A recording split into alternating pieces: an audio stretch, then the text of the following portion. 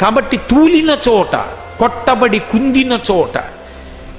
వేదిక మీద ఉపన్యాసం చెప్పి పైకి లేచాడు. పైన ఒక పెద్ద దూలం ఉంది, తల మధ్యలో ధన్ అని తగింది. కళ్ళ ముందేదో మెరుపు మెరిసినట్టయి ఒక్క లిప్త కాలం అన్నీ మరిచిపోయాడు, అసలు ఏం గుర్తురాలా. తర్వాత గుర్తొచ్చింది. అప్పుడు వెంటనే భగవన్నామని చెప్పగలవా? కూలిన చోట, కొట్టబడి కుందిన చోట, మహాజ్వరాదులన్ ప్రేలిన చోట. 104, 105 జ్వరం వచ్చేసి ఒంటి మీద తెలివి లేనప్పుడు భగవన్నామాన్ని పలవరించగలవా?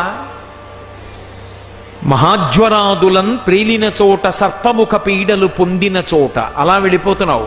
అకస్మాత్తుగా త్రాచుపాము వచ్చి ఇలా పడగ విప్పింది. కేశవ, మాధవ, గోవింద, నారాయణ, మధుసూదన అనగలవా? లేకపోతే బాబోయ్ బాబోయ్ బాబోయ్ అంటావా? అలా సర్పముఖ పీడలు పొందిన చోట, ఆర్తులై తూలిన చోట, ఏదో ఒక కోరిక కోసం ఆర్తితో తూలిపోతున్నాడు. అప్పుడు భగవన్నామం గుర్తొస్తుందా? ఆర్తులై తూలిన చోట విష్ణు భవదూరుని పేర్కొనిరేని. అప్పుడు కాని విష్ణునామం చెప్పగలిగితే అక్కాలుని యాతనా వితతి కానరు పూనరు దుఃఖభావముల్ యమధర్మరాజు గారి యొక్క దర్శనమే ఉండదు.